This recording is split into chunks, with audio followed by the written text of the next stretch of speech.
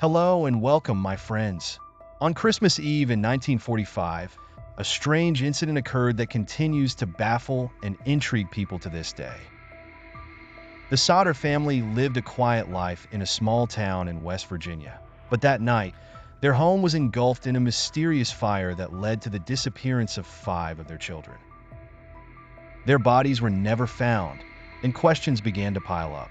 Were they victims of the fire? Or is there a greater mystery behind their disappearance? In this video, we'll uncover the details of one of America's most puzzling cases, the mystery of the missing Sodder children. The Sodder family owned a trucking business, transporting coal from the local mines. On the night of the fire, the parents were home with 9 of their 10 children. George and the 2 oldest boys were already in bed, while Jenny put their youngest child, 2-year-old Sylvia, to bed with her around 10 p.m. Marion, the oldest daughter at 19, stayed up a little later with 5 of the younger children: Maurice, Martha, Louis, Jenny, and Betty. At 12:30 a.m., a strange phone call came through. Jenny answered it, describing the caller as a woman with a weird laugh, who said she had dialed the wrong number, then hung up. Jenny went back to bed and noticed that Marion had fallen asleep on the couch. An hour later, Jenny woke up again, this time smelling smoke. She rushed to George's office, which was engulfed in flames. Jenny and George carried Sylvia outside, and their 3 older children, John, Marion, and George Jr., also escaped. By then, the fire had consumed the stairway leading to the attic, where the younger children slept, making it impossible for anyone to reach them. Marion ran to a neighbor's house to call the local fire department. Meanwhile, George tried desperately to reach the attic from outside the house. He went to grab the ladder the family usually kept by the house, but it was missing. George attempted to pull one of his coal trucks to the house to climb on top and reach the 2nd floor, but neither truck would start. In the end, all the surviving members of the Sodder family could do was stand helplessly as their home burned and collapsed. When the fire department finally arrived hours later, there was nothing left but smoldering ashes, and it was assumed that the 5 missing Sodder children had perished in the fire. The firefighters, including Jenny's brother, could do nothing but sift through the ashes in the Sodder family's basement. By 10 a.m., Morris, a firefighter, told the family that no bones were found, as would be expected if the children had been in the house when it burned. Shortly after, as they began to rebuild their lives, the Sodders started questioning the official findings about the fire. If the fire was caused by an electrical issue, why had the family's Christmas lights remained on during the early stages of the fire when the power was supposed to be cut?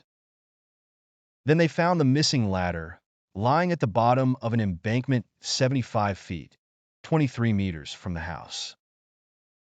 A telephone repairman told George that the house's phone line hadn't burned in the fire as originally thought, but had been cut by someone prepared and capable of climbing 14 feet to reach the pole. Neighbors had seen a man stealing tools and equipment from the Sodder property during the fire, and the police identified and arrested him.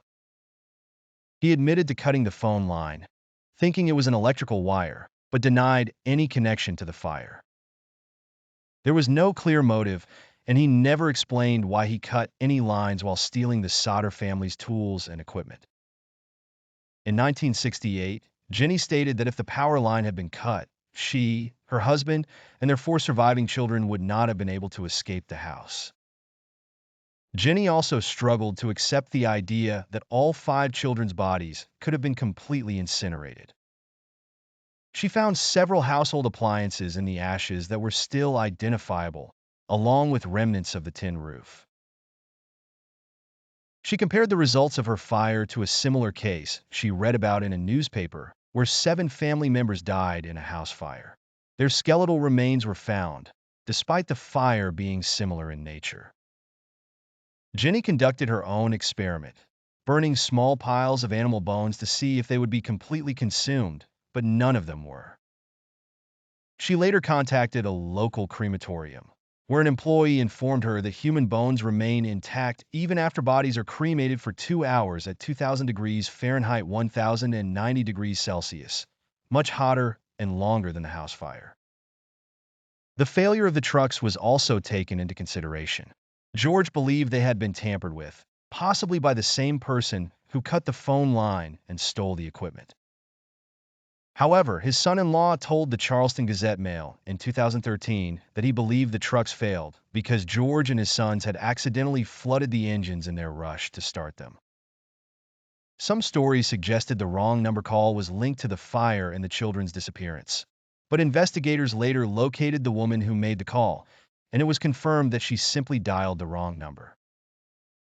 Not long after the fire, strange signs began to emerge that suggested the children might not have perished in the blaze.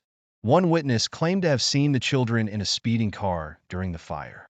Another said she saw children resembling them at a diner several miles away the next morning. Over the years, George and Jenny continued to search for any clue that might lead them to their missing children. They received mysterious letters, and sometimes photos of children who were believed to be their own. They even put up a large billboard along a nearby highway, offering a reward for anyone with information about their children's whereabouts. Today, decades later, the mystery of the missing Sodder children remains unsolved. Did they truly die in the fire? Or were they kidnapped on that fateful night? No one knows for sure. As time passes, the truth seems to get lost among the conflicting evidence and strange stories. But the Sodder case continues to captivate investigators and mystery lovers around the world. What do you think? Were the children abducted? Or was the fire just a tragic accident? Let us know your thoughts in the comments, and don't forget to subscribe for more mysterious and intriguing stories.